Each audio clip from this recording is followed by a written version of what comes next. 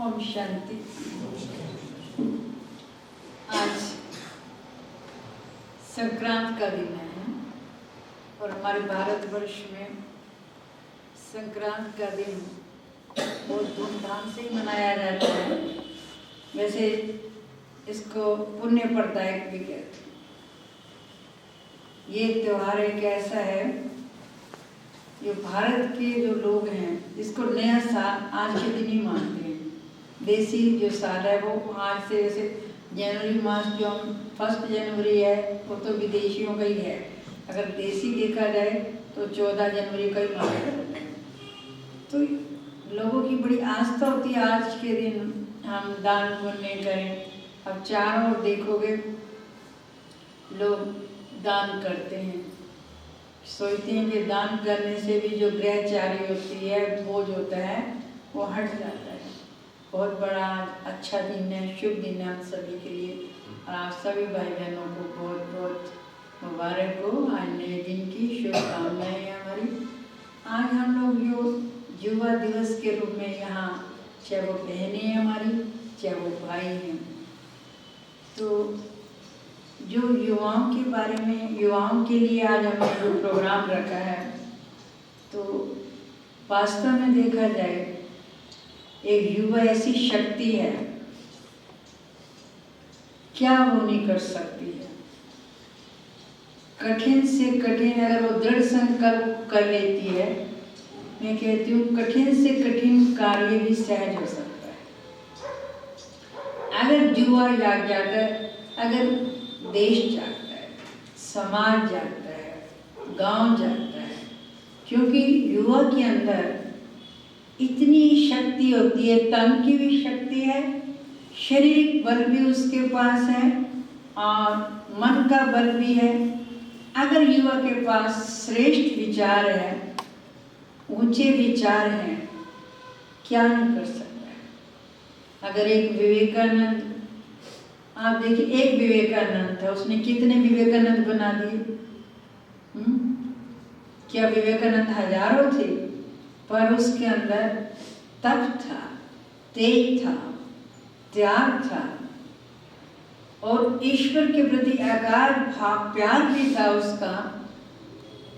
आप महात्मा गांधी को देख लीजिए, जब जितने भी महान पुरुष हुए हैं क्योंकि उन्होंने युवा काल में ये काम किए हैं। जब व्यक्ति वृद्ध हो जाता है तो उसकी शारीरिक शक्ति शक्तिहीन हो जाती है, वो कुछ करना चाहे नहीं कर सकता है, पर उसके अनुभवों का हम लाभ ले सकते हैं। तो आज देखने में आता है युवा कितनी उड़ान भर रहे हैं, कितनी डिग्रियां ले रहे हैं, कितने पुरस्कार ले रहे हैं।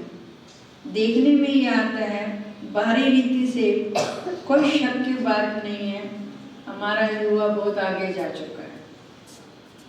हर क्षेत्र में वो आगे जा रहा है, फिर कमी किस बात की है। आज देखने में ये आता है दुनिया की चकाचौंध जो है ना, हमारा युवा उसके अंदर डूब चुका है। जो पहले युवाओं के अंदर एक त्याग था, अर्पण में की भावना थी, परिवार के प्रति, समाज के प्रति, देश के प्रति, कूट कूट करके उनके हृदयों में ये बातें भरी हुई थी कि हमारा जीवन हमारे लिए नहीं है। हमारा जीवन जो परिवार को नहीं बना सकता है वो समाज को क्या बनाएगा, समाज को नहीं बना सकता वो देश को क्या बनाएगा। हमारे मन में ऐसे ऐसे पहले युवाओं के अंदर कुर्बानी के संस्कार थे। आज अगर कुर्बानी के संस्कार पहले के युवाओं के अंदर नहीं होते तो हम कभी भी आज़ाद देश के वासी नहीं बन सकते। आज हमारे जो पूर्व युवा थे, चाहे आप लाल बहादुर शास्त्री को हम देख लें, महात्मा गांधी को देख लें, जवाहरलाल नेहरू को देख लें, इन्होंने क्या कम कुर्बानी की है देश को आज़ाद कराने में। कितनी बार जेल गए होंगे, कितनी लाठियाँ इन पर बरसी होगी, कितने दिन भूखे प्यासे रहे होंगे। आज युवाओं के मुख से सुनती हूँ कई बार, अरे जाए भाड़ में, हमने क्या लेना है। अगर मेरा देश ही भाड़ में चला जाएगा तो हम कहाँ होंगे, पूछो जरा। कहाँ होंगे? बड़े हंसी भी आती है और बड़ा अचंभा भी लगता है कि युवा क्या बोलते हैं, जिनके सिर पर बागडोर है, करने की क्षमता है, और उनके ये विचार हैं। क्या ये विचार ऊंचे विचार हैं? नहीं, धन कमाओ। आज के युवा के मन में ये लालसा है, धन कमाओ, कैसे कमाओ। एक दिन में वो राव बनना चाहते हैं, एक दिन में बहुत बड़े पूंजीपति बनना चाहते हैं, वो कैसे भी धन कमाए। पर जो चीज़ धीरे धीरे मिलती है वो बहुत मीठी होती है, उसका फल मीठा होता है और वो अनुभव करता है। नीचे से ऊपर आज डिग्री मिल गई है, पहले धीरे धीरे प्रमोशन होती थी, उसको सारे जीवन में अनुभव होता था, कैसे मुश्किलातों से हम निकल के जाते हैं, कैसे तरक्की होती है।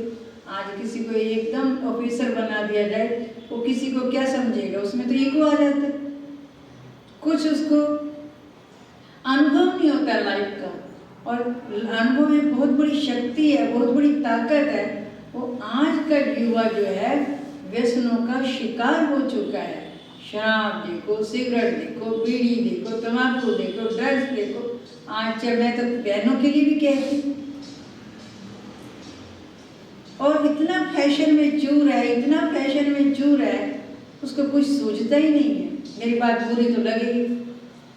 जब तक हम त्याग नहीं हमारे जीवन में, क्या महात्मा गांधी क्या वो वकील होते हुए भी आप देखिए क्या पहनते थे। वो किसी ने कहा इतने आप ऐसे कपड़े क्यों पहनते हो, उसको या विदेश में वायसराय को मिले तो कहा तुम धोती कुर्ता क्यों पहनते। मैं गरीब देश का, और उसको मिलने के लिए क्या था कि जब तक वो पेंट कोट पहन के नहीं जाएंगे तो मिल नहीं सकेंगे वहाँ के राजा को भी। तो उसने कहा मुझे राजा से क्या लेना है, कहा कि मैं गरीब देश का वासी हूँ, मेरे देशवासियों के पास खाने के लिए नहीं है, पहनने के लिए नहीं है, और मैं पेंट कोट पहनूंगा। ये थी देश प्रेम की भावना। आज व्यक्ति के घर के प्रति नहीं है। अगर माता पिता जो हमारे रचयिता है उनके प्रति हमारे अंदर त्याग की भावना नहीं है, रहम की भावना नहीं है, दया की भावना नहीं है, सेवा भाव नहीं है, तो हम क्या हैं क्या? भगवान के बाद दूसरा स्थान तो किसको कहते हैं? माता पिता का है। आज हम पूछे अपने आप से, आज हमारे देश के लोग जो एक जमाना था माता पिता के, जो हम रामायण पढ़ते हैं तो रामायण में क्या पढ़ते हैं? सिर्फ पढ़ते हैं ना कि राम को अपने पिता का आज्ञाकारी था, माता का आज्ञाकारी था, भाई भाई का प्रेम था। हम पढ़ते हैं ना रामायण के? नहीं। और सचमुच में वो आचरण में कहाँ ला रहे हैं उन चीज़ों को? आज हम सेल्फिश हो गए हैं। जो माँ बाप, जिसके लिए मैं आपको बताऊं, हमारे देश की मिसाल है। एक बार एक महिला विदेश में गई, उसके बहू बेटे रहता था वहाँ पर। तो कि एक महिला विदेशी ने पूछा कि तुम्हारी सास कितने दिन तुम्हारे घर रहेगी? तो उस महिला ने कहा, वो भारतीय महिला थी, उसने कहा मेरी सास मेरे घर में कितने दिन रहेगी? ये मेरा घर नहीं है, ये तो मेरी सास का घर है। आप ये क्यों नहीं कहते मेरी सास मेरे घर नहीं आई, मैं बहू बन के सास के घर में आई। और जब उस महिला, विदेशी महिला ने ये बात सुनी, वो दंग रह गए कि भारतीय लोगों के अंदर अपने पूर्वजों के प्रति, अपने बड़ों के प्रति कितनी श्रद्धा है, कितना प्यार है, कितना स्नेह है। और आज माँ बाप कहाँ जा रहे हैं? आप देखिए वृद्ध आश्रमों में माँ बापों को भेजा जा रहा है। इतना पैसा कमा रहे हैं, इतना धन दौलत कमा रहे हैं, इतने बंगलों में रह रहे हैं, और माँ बाप के लिए न रहने के लिए जगह, न खाने के लिए जगह। तो क्या हमें दुआ मिलती है? एक तरफ तो हम अम्बे माँ, शेरावाली माँ और तीर्थ स्थानों पर जाते हैं तीर्थ यात्राएं करने, और वो माँ बाप जो घर में हैं उनको हम अनाथालय में भेज रहे हैं, वृद्ध आश्रम में भेज रहे हैं, स्वीट होम में भेज रहे हैं। वो क्या दुआएं देते होंगे?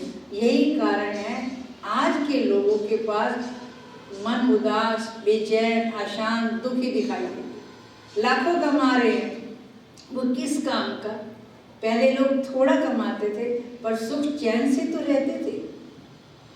आज अंदर का सुख चैन इन चीजों ने छीन लिया है। अपने लिए पेट भर रहे हैं, अपने जीवन को अपने लिए जी रहे हैं, दूसरों के दुख दर्द उस माँ बाप के लिए तो दूसरे की क्या करेंगे। और जबकि भारत से हमारे देखिए स्वामी रामकृष्ण परमहंस जब वो विदेश में भ्रमण कर रहे थे, देश प्रेम क्या होता है, देश प्रेम ये होता है। जापान के अंदर जब वो भ्रमण कर रहे थे, एक ट्रेन में बैठे हुए थे, कई दिनों से वो भूखे प्यासे थे, उनको बहुत भूख प्यास लगी, इधर उधर देखा, खाने के लिए कुछ था नहीं, तो उनके मुख से ये निकल गया कि जापान देश गरीब देश है, यहाँ पर तो फल ही नहीं है, कहीं फल ही नहीं है दिखाई देते। तो वहाँ के युवा अपनी पत्नी को स्टेशन पर छोड़ने के लिए आए थे। जब उन्होंने उनके कान में ये बात पड़ी कि जापान देश गरीब देश है, इस गरीब देश के अंदर फल भी नहीं कहीं दिखाई नहीं दे रहे हैं, तो वो एक टोकरा वो युवा इस बात को सुन नहीं सका, क्योंकि उसको देश से मेरा प्रेम है, देश से मैं अपने देश की हत्या कैसे सहन कर लूँगा। वो एक टोकरा फलों का फरके लेकर के रामकृष्ण परमहंस के पास आए, तो उनको दिया। उन्होंने कहा इसका क्या दाम है।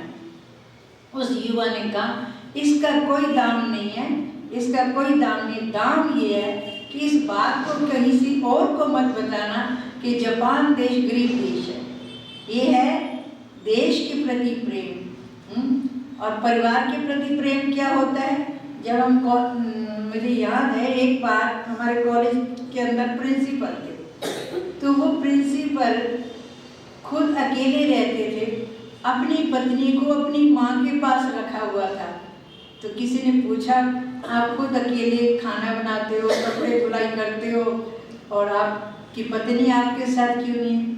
उसने कहा मुझे माता से इतना प्यार है, जिस माँ ने मुझे पढ़ाया लिखाया इतना बड़ा किया, तो मेरी माँ की सेवा कौन करेगा।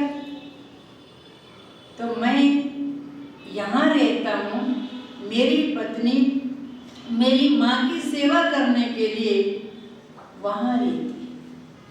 ये है माता के प्रति प्रेम।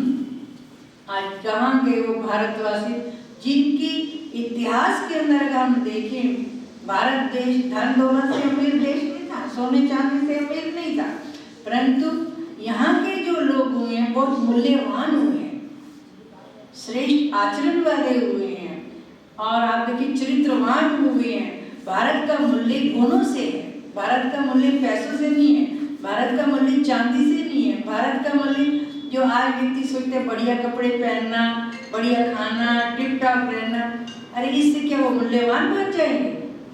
आज व्यक्ति अपने आप को क्या दिखाता है, बढ़िया पहनना, होटलों में घूमना, शराब पीना और वाहियात खर्चे कर रहा है आज का। और पहले इंसान को धन लगाता था, अच्छे काम में लगाता था। और हमारे आज देखने में मुझे ये आता है कि अगर हमारे युवा बहुत कुछ कर सकते हैं, अगर उनको अपनी पूर्वज के बातों का पता चले कि हमारे पूर्वज इतने जो महान थे वो किस वजह से थे, उनका इतना गुणगान क्यों करते, ईमानदारी का, वफादारी का, कर्तव्य परायण का, सद्भावना का। आज सद्भावना कहाँ चली गई। इसलिए भारत देश एक आध्यात्मिक देश कहलाता है। ये वो देश है जो हमें राम जैसा बनने की, कृष्ण जैसा बनने की, देवियां जैसी, दुर्गा जैसी बनने की, लोग इसीलिए नतमस्तक होते हैं। भारत भूमि पवित्र भूमि है, देवताओं की भूमि है, परमात्मा की अवतरण भूमि है। तो हमें ये नाज होना चाहिए हम किस देश के वासी हैं। जब हमारा देश इतना ऊंचा था, आज हम युवा चाहे बहनी है चाहे भाई है, अपने आप से पूछें हम कहाँ हैं, हमारा सोच कहाँ है। हम स्वार्थी बन गए हैं। अब ये स्वार्थ की भावनाएं, देश जाए बाढ़ में, और देश बाढ़ में जाएगा तो हमारी क्या हालत होगी। आज यही कारण है, परिवार हैं पर सभी अकेले अकेले अकेले चल रहे हैं। जो कष्ट आ रहे हैं वो जा रहे हैं, वो हम अकेले क्यों झेल रहे हैं। जब सामूहिक परिवार थे तो दुख सुख बांटना कितना सहज था, सब मिलकर के बांट लेते थे, कोई दुख आता था। और आज हम अपने दिल की बात किसी को नहीं कहते हैं और दिल में कितनी बीमारियां लगती जा रही हैं। हम दिल की बात कहाँ बताएं? सिर्फ मोबाइल हमारे साथी हैं। ये मोबाइल क्या करेगा? हम बीमार पड़े तो मोबाइल हमारी कोई सेवा करेगा? कंप्यूटर सेवा करेगा? हम इंसान हैं इस साकार दुनिया में, हमें इंसान की जरूरत है। कई बार देखो फुटपाथ पे लोग गिरे पड़े, कोई उनको उठाने वाला ही नहीं। इतनी बेदर्दी आ चुकी हमारे अंदर, कहाँ तो व्यक्ति उठा करके घरों में पहुंचाया करते थे। आज इसी का किसका बताते हैं, महाराजा रणजीत सिंह। देखिए एक राजा होते हुए भी उसने देखा कि एक वृद्ध महिला, उसका कोई भी नहीं है, तो उसने पूछा, वो बहुत भूखी प्यासी थी। जब वो उसका नियम था कि अपने राज्य में कोई व्यक्ति भूखा ना सोए, तो वो अनाज दान देता था, कपड़े दान करता था, जिस चीज़ की कमी होती हुई उसकी पूर्ति करता था। तो वो महिला ने जब देखा, क्योंकि कई दिनों से भूखी प्यासी थी और वो गेहूं अनाज लेने के लिए जब वहाँ आई, तो महाराजा रंजीत ने पूछा, माँ जी आपके साथ कौन है? उसने कहा, बेटा मेरे साथ तो कोई है ही नहीं, कोई है ही नहीं। तो उसने कहा अच्छा, उसको ये नहीं पता था उस समय के ये राजा रणजीत सिंह है। उसने कहा अच्छा माँ जी मैं तेरे घर चलता हूँ, और वो बोरी अनाज की उठा के उसके घर लेके गया। तो उससे पूछा, बेटे आप कौन हैं? तो फिर उसको पता चला महाराजा रणजीत सिंह है, कितना दयालु है, कितना कृपालु है, जो मेरे घर में इतना राजा होते हुए और ये बोरी अनाज की उठा के ले आया है। उसने कहा मैं प्रजा पालक हूँ, प्रजा की सेवा के लिए हूँ। तो देखिए उसने उसको इतनी आशीर्वाद दी। आज हम प्रजा पालक वो ऐसे होते थे, तो ये गुण कहाँ से आएंगे? हम इंसान हैं। ब्रह्मा कुमारी आश्रम में जो परमात्मा के ज्ञान दे रहा है वो गुणों का सागर है, गुणों का भंडार है। उसने हमारी डिग्रियां नहीं पूछनी है, तूने पीएचडी की है, तूने ये किया है, तूने ये किया। उसने ये पूछना है कि तुमने सद्गुण कितने धारण किए। सद्गुणों से ही हम महान बन सकते हैं। जहाँ दया है, रहम है, करुणा है, प्रेम है, सेवा भाव, हमारा जीवन किसके लिए? हम इंसान हैं, तो इंसान में इंसानियत होनी चाहिए। जितने भी महान पुरुष हुए हैं, युवा पीढ़ी में उन्होंने बहुत महान कार्य किए हैं। किसी को भी आप देखिए, अगर उनकी बायोग्राफी पढ़ेंगे या परिवारों के अंदर भी पहले लोग, हम जब छोटे थे, हमारे पूर्वज महान लोगों के बारे में, ऊंचे जो विचारों के लोग होते थे उनके बारे में ऐसी प्रेरणाएं देते थे। जब बच्चों को ये विचार घर से मिलेंगे, स्कूल से मिलेंगे, समाज से मिलेंगे, तो हमारे युवा जो आज उदास है, निराश है, हताश है, उमंग उत्साह खत्म हो चुका है, ये तब उनके अंदर आएगा जब ये आध्यात्मिक ज्ञान होगा। ये ज्ञान सिर्फ वृद्धों के लिए नहीं है, युवाओं के लिए भी है, बुजुर्गों के लिए भी है, बच्चों के लिए भी है। जहाँ संस्कार परिवर्तन किया जाता है, भगवान आके जो ज्ञान देते हैं, हमारे संस्कारों का परिवर्तन कैसे हो। क्योंकि आज देखा जाए, आज इंसान कमजोर हो चुका है, पुनर्जन्म लेते लेते उसमें शक्तिहीन हो चुका है। वो अपने आप को कमजोर समझता है, और शक्ति किससे आएगी? वो भगवान के लिए कहा गया, दुर्बल को भी बलवान बनाने वाला, शक्तिहीन को शक्ति देने वाला वो कौन है? वो परमपिता परमात्मा, जो सर्वगुणों का भंडार है। उसके साथ बुद्धि का नाता जोड़ने से हमारे अंदर जो कमजोरी है, दुर्बलता है, नेगेटिविटी जो है, आज हम जो कमजोर है, हमारे नेगेटिविटी विचार होता है, बहुत नेगेटिविटी। हर बात में हम नेगेटिव सोचते हैं, हर बात में हम उल्टा सोचते हैं। ये बातें युवाओं के अंदर जब खत्म हो जाएगी, युवा हो, वृद्धो, बच्चे हो, शक्ति तभी आएगी जब हमारा सोचने का दायरा पॉजिटिव होगा, अच्छा होगा, श्रेष्ठ होगा। ऊंचे विचारों से ही हम ऊंचा समाज बना सकते हैं, ऊंचा देश बना सकते हैं। तो ये वास्तव में हम सभी के लिए परमात्मा का ये संदेश है कि बच्चे तुम किसकी संतान हो। सदा ये स्मृति में रखो कि हमारा पिता परमात्मा ऊंचे से ऊंचा है, ऊंचे से ऊंचे पिता के हम संतान हैं, तो हमें ऊंचे कार्य करने हैं।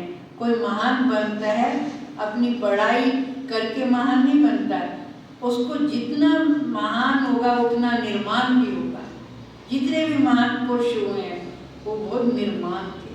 आप चाहे प्रेमचंद मुंशी को लीजिए, चाहे किसी को भी आप देखिए, उनका इतिहास खोल करके देखिए, उनको महान बनाने वाला कौन था? उनके माता पिता तो थे। इसलिए आज के माता पिता को इस बात का ध्यान रखना है कि हमें अपने बच्चों के अंदर ऊंचे विचार, डॉक्टर इंजीनियर तो बनाओ, और उनको ये संस्कार तो दो, अच्छे विचार दो, ताकि बच्चा बड़ा होकर शक्तिशाली बने और समाज, परिवार के लिए, समाज के लिए कुछ कर सके। तो यह युवा हमारे आगे आएंगे तो हमारा देश तो सदा ही ऊंचा रहा है। इस देश का लोग गुणगान करते हैं, वो इस वजह से कि हमारे जो महान पुरुष हुए हैं, महान विभूतियाँ हुई हैं, ऋषि मुनि हुए हैं, उन्होंने देश के नाम को ऊंचा किया है। आज के युवा कहते हैं हम कमजोर हैं, हम दुर्बल हैं, हम निराश हो चुके हैं, हताश हो चुके हैं। उनके अंदर आध्यात्मिक ज्ञान की जरूरत है, वो ज्ञान परमपिता परमात्मा ही दे सकते हैं। तो मेरा आप सबसे ये अनुरोध है कि जहाँ भी ब्रह्मा कुमारी आश्रम है आप अवश्य जाइए, ताकि परमात्मा का ज्ञान लेकर के फिर से हम अपने अंदर शक्ति, बल, हिम्मत, उत्साह